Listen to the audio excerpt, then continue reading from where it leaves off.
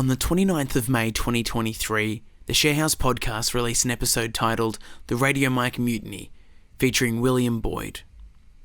This is Radio Mike's response.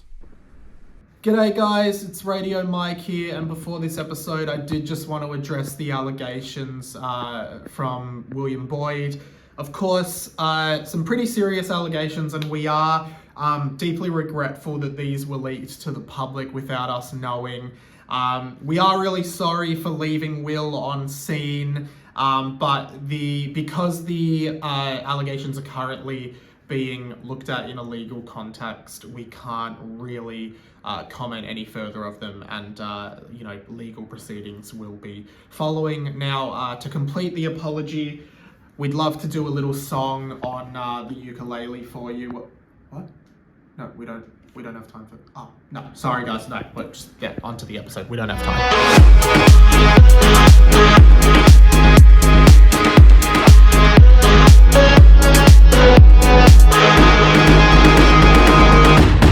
Welcome back to the Sharehouse. We're again joined by Radio Mike. This is a bit of an informal chat. It's not the structure that you're used to. I'm joined by Joel Harris as well, of course. Hi. And I am also named Mike. Hey guys.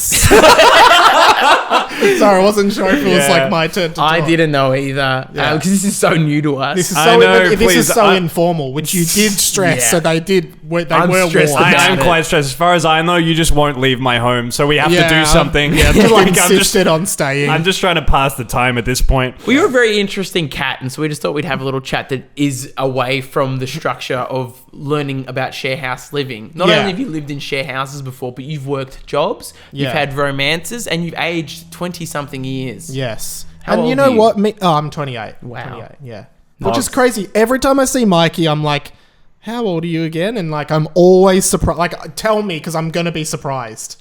24. I'm surprised. I'm surprised. Don't ask me. Let's keep it How old rolling. are you? I'm 23. Surprised. Whoa. No, I'm not Yeah, surprised. Like, I would believe you're 23, but like, That I checks. think it's because I've known Mikey for like a long time. Yeah. And I feel like when I met you, I thought you were 24 then. Yeah. Because I was like 24 when we met. But that means Yeah. that you must have been like 18 or 19 when we met. I was 18, and it's so weird because I thought you were your age just because you're in a position of power. I thought Right. you were 25, 26, but you were Right. still quite young. Yeah. We met when I interviewed Hamish and Andy those years ago. Mike was Yeah. my correspondent guy. And was Oh, Aaron wow. there as well? Aaron was there That as was well. Aaron, yeah. So Aaron and I road tripped from Melbourne to Sydney. Yeah. And you were the guy on the phone. You were the guy that picked me up to do this thing. I was producing it, yeah. Yeah. And like, honestly, kind of when I met you there, not in like a mean way, but I was just kind of like, I doubt I'll ever see any of these. Because there was like Never 30 people that I Yeah. had to cast to do this thing for Hamish and Andy. And we didn't talk that much realistically Yeah. on the day. And I was just like, I'll probably never, this guy's cool, but I'll probably never see this guy again. And like, Yeah. boy, was I wrong, because this guy wouldn't get the out of my life. No, just joking. Every morning you wake up to a new DM. It's like, oh, Hey man, thanks again. Hi, Radio Mike. And I still, to this day, still don't call him Mike. I still call him Radio Mike. I don't think. Yeah, we just sort of kept like, not in a mean way, but you just kind of kept being sort of in the same place as me. Like you were then working at the same company as me. I was like, True. Hey. And I you were wrangled like, you to hey. a Talkie Boys episode, That's which is a right. podcast with Aaron back in the day. Yeah. And so it Yeah. was just like, I just kept sort of seeing you. And I was like, you're the guy from the thing. And you were like, yeah. And I was like, cool. May I validate that I did annoy him to the point of like, hey, can I sit in and watch you panel radio for the football? You have never annoyed me. I pestered. Did you come and sit in on the football? Yeah, which is the most boring thing to watch. Joel. Like, No, please, I please do not send remember it. that. Yeah, so I don't I remember said, that. like, I pestered this man. Because I used to get in the room. panel the football Yeah. for Triple M a long time ago. Which is your big shtick, is your primarily, when Radio Mike hints at what you do, but radio Yeah. production, a radio nerd through and through, right? Yeah, but but I haven't actually worked in radio for like maybe 4 years now. Oh, Really? 3 years. Yeah, I haven't worked on a radio show. Wow. But it just kind of stuck. And I named it, I came up with that name, just to clarify. That's a hotly debated issue. But yeah, but I've worked in like, I worked for Fox and Triple M predominantly for like maybe since 2017. Yeah, But right. now I still work for that company, Southern Cross Stereo, but Yeah. in the podcast division. and then I do my own content as well, like you guys. So Yeah. I guess me, I have a much fresher perspective of you. I think I've only known about you the last 12 months. Yeah. But I think you were an inspiration point to us because you were constantly putting out to the world. That's a fact. Constantly posting. You've constantly got content. I'm like, how does this man live a life and then have so much output as well? Well, I didn't live a life. That was the... That's the caveat, right? But like, I was doing I was predominantly single since I was like 20. Like, I never had any sort of external life to live, which I was fine with because I'm such a homebody and like I don't know, I love sitting home and playing video games till like 2 a.m. That's like my dream night. But only in the last maybe 12 months have I started actually considering what the future could look like for me in terms of having a proper personal life and travel and everything. But yeah, lots of content output just sort of for exposure, I guess. Like, that's what I've found about podcasts is as much as people need to listen to your podcast, they need to know it exists. And if you're not a big sort of AAA podcaster like your Hamish and Andy's or Abby Chatfield or Shameless or whatever, who do fantastic shows, but if you're not that and you don't have a huge support network around you to promote your show, you need to do something to market your show. And if no one knows your show exists, your show's not going to grow, I guess. I'd be remiss if I didn't mention the fact that you do work on the Hamish and Andy podcast, and not to bring that up as your shining career achievement, but more to the point of you work for the biggest podcast in Australia. Yeah. Does that ever be a pressure point for you to want to aspire to be as big as that?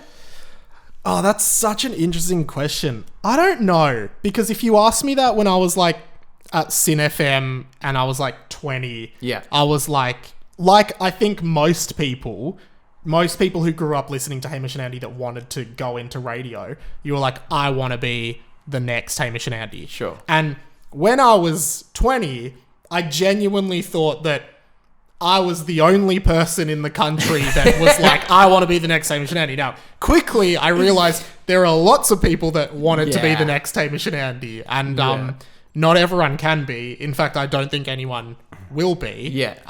Because the landscape has changed so much since they were in radio. And kind of the more I've worked on that show, which I love, I've just kind of realized I'm kind of just happy doing my own thing. And I actually think I'm really different to what they make. Not that I'm not influenced and inspired by what they make, like probably you guys are as well, right? But yeah, I just think I always thought the goal is to be them, which a lot of people thought. But now I'm like, I've actually stopped even referring to myself as a comedian because I'm like, I'm not really a comedian. Sure. I'm just like, I have now started using pop culture commentator because that's kind of what I like to talk about. And you're I'm like, finding your niche properly after years. Whereas I'm like, I guess I can be funny, so I guess I'm a comedian. But I'm like, well, I'm not really. And like losing that kind of was okay. And that doesn't mean I don't want to do funny content. It's just like, I'm not a comedian. I think we talk about this, Mike and I talk, and we talk about this frequently as well, Joel. That idea of being the greatest, right? The Hamish and Andy is such a big dream to have when you're younger. But I think there's a certain point where you do have to let it go. Yeah. And we spoke about it even as early as last night, how what we'd consider success is starting to really change. And you said something that's pretty impactful on me last night, but you just talked about what success looked like to you now in comparison to when you were 18. Yeah. Because you'll chase forever. You will chase like the next thing. And if your ultimate goal is Ryan Shelton talks a lot about this on The Imperfects, and we were talking about The Imperfects last night. Ryan Shelton's great. He has a lot of great insight on that show. And I think he said, and it's similar to how I feel, whereas like for a long time, he thought his goal was like, I have to be like the biggest TV writer / show creator in the world, and everyone has to know how great I am, and universally I want everyone to think I'm the funniest person ever. Like essentially wanted to be, I guess, Jerry Seinfeld level of famous. And then he was like, And if that's your ultimate goal, like, in all likelihood, you probably won't ever get there. Like, not everyone can be Jerry Seinfeld. Sad reality. Yeah. Not Yeah. everyone, like, that's a moment in time based on so many random chances, which does not just deny that he's not insanely talented. But, like, it was the 90s. That something like that had never been done before. It's the same with Yeah. Hamish and Andy. Insanely talented, but, like, even Andy talks a lot about how it was sort of when pop music got really big that they were on Fox, and there was no other medium where you could do the kind of things that they were doing. Yeah. Whereas Hamish said once on the Remembering Project, like, they had a thing called ghosting. Do you remember? Yeah, I ghosting? remember. Yeah, And classic. Hamish just said, like, you go on TikTok now, you'll see something like that every second video. Yes. Someone's doing that. Whereas with them, like, there wasn't platforms to do it.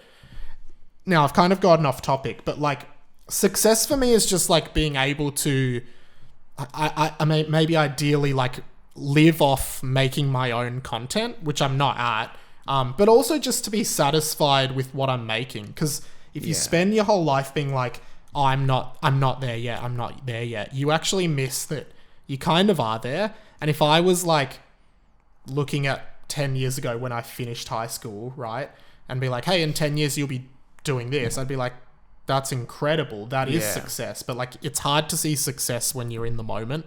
And it's also, I'm really bad, and I know, Mikey, we've talked about this, with, like, comparison and jealousy. Yeah. I experience that a lot, and I find it's, like, one of the hardest things that I deal with. Yeah. So there's a lot of emotions in what we do, I guess. Yeah, I think a lot of where my intrigue comes from you is, like, when you're just starting, I feel like someone like Hamish and Andy, like, that's a great starting point to shoot for. But, like, the more you create and the more you do stuff, like, the more you find out about who you actually are, what you want to put out to the world. So I think that's where it does kind of change. Like, oh, maybe I'm not a Hamish and Andy. I'm not quite sure who I am. But that's because, like, you've hopefully reached a point where you're actually doing what's purely you and finding happiness and success in that. And that I think the comparison game is so dangerous there. It's because no matter how successful or cool you find these other people, at the end of the day, they're not you. Like, I would love to be cool and, like, edgy, not really say much and just, like, do cool shit. But, like, that's not me. I want to express. I want to spread vibes. I want, to be a bit infectious. Like, I think it's just this whole self-discovery journey you can do by creating. And I think it's pretty beautiful, man. And you know what, man? Like, your stuff, I used to love the movie stuff that you would do.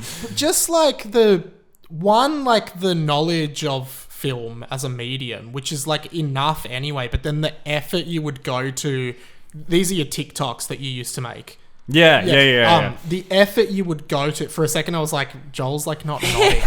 Am I not clocking Is this the wrong person? I am so sure it was Do you know your own body of work? Like, gotcha. the effort you would go to make it fun, like the costumes and stuff, like, that was, I loved that. Like, I think there's such a place for that.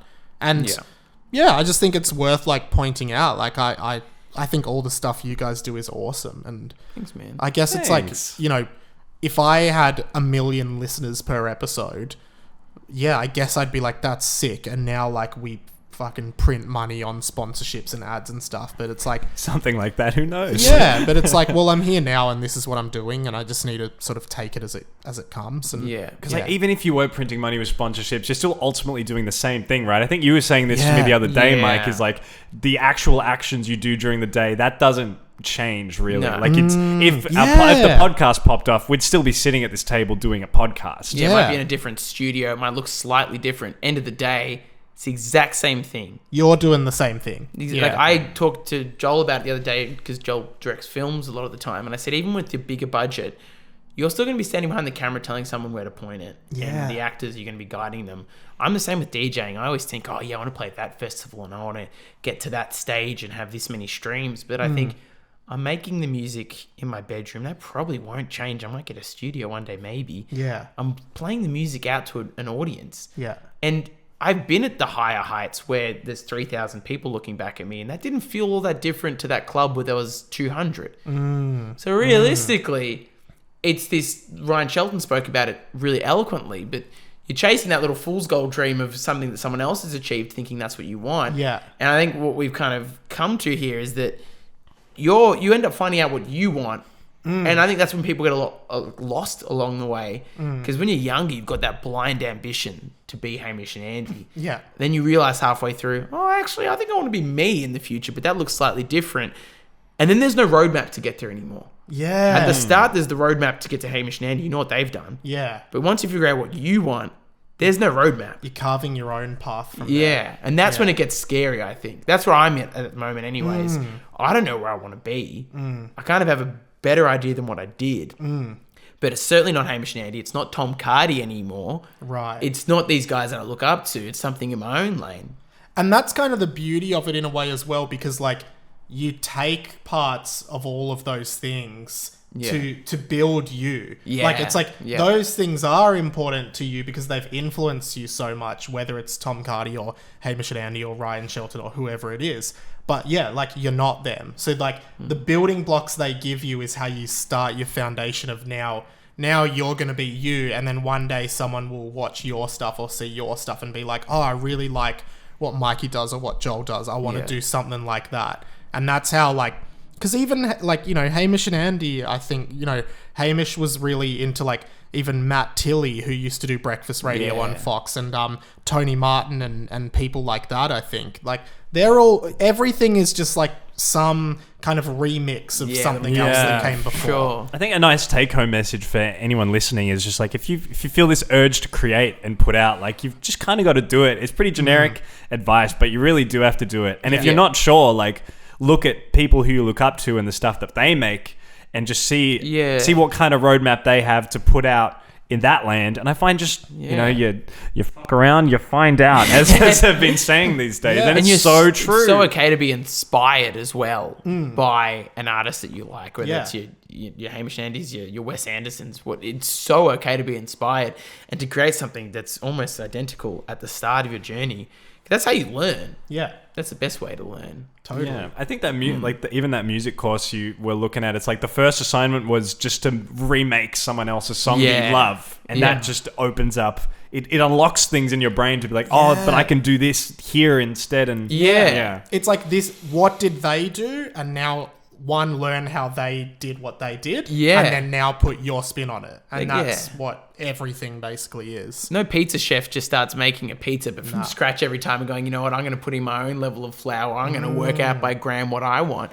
Go off a baseline of somebody else's. Maybe your sauce is slightly different. Use a different cheese, but there's got to be a foundation, like a foundational starting point, and then then you can get your inspirations. Yeah, I love that. Radio Michael. Yes. Do you have any sign-offs that you wish you could impart onto somebody on a grander scale that maybe you haven't had at this stage in your life that you could? What do you mean? Just to give something to somebody. Yeah. I always think like my little takeaways that I have in life that I live by, like for an example, like I always think be kind and be curious. That's how I kind of guide myself. Do you have anything that you'd love to give to a wider audience of 30 I actually people? do. 30 whole listeners, baby. 30,000 Yeah, people. well, it's getting there. I do. Sorry. Oh, no. I would say, this is just off the top of my head, and this is what I'll say. It's kind of lame, but like, talk back to the voice in your head, because the voice in your head that you think is just, no, I'm going to rephrase it. Well, no. The voice in your head that you think is just your automatic thoughts that is true. You are allowed to question your own thoughts. Right. Your thoughts are just, your brain is just a thought generating machine that generates thoughts and behaviors just through patterns that you've learnt through your whole life.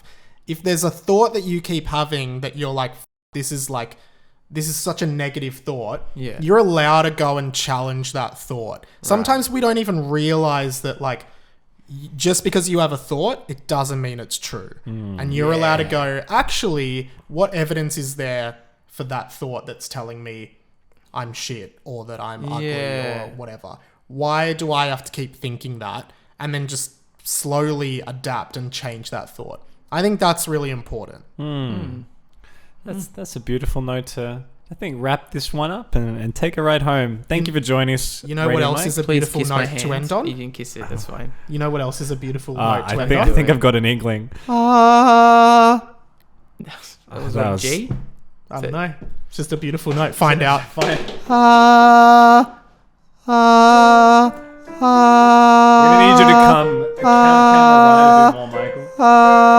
That's not it. That's not it. That's not it.